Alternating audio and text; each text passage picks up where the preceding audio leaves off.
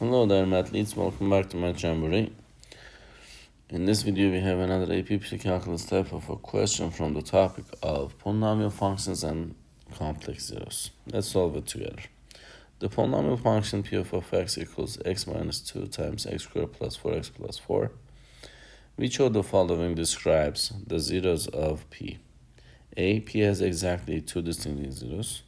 B, p has exactly 3 distinct zeros, and C, p has exactly 1 distinct real zero and no non-real zeros, and D, p has exactly 1 distinct real zero and 2 non-real zeros.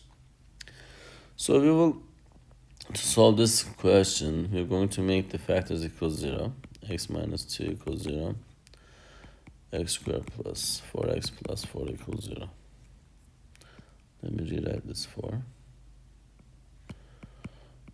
So then when we solve it, add positive 2, x becomes 2 in this one.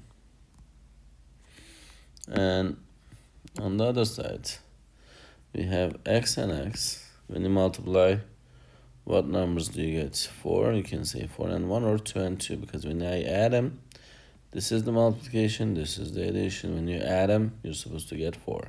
So that's why it's going to be positive 2. X plus 2 times x plus 2 is the factors of this. So when we make it equal to 0, this is the same thing, but I'm going to rewrite it to show you that.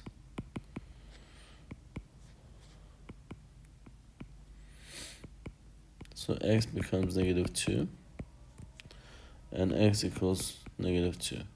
So as you can see, we have factors of negative 2 and 2. So the 2 distinct real zeros that we have. Because of that, correct answer for this specific question is choice A.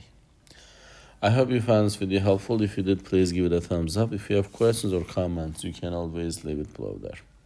Thank you and see you next time. Bye-bye.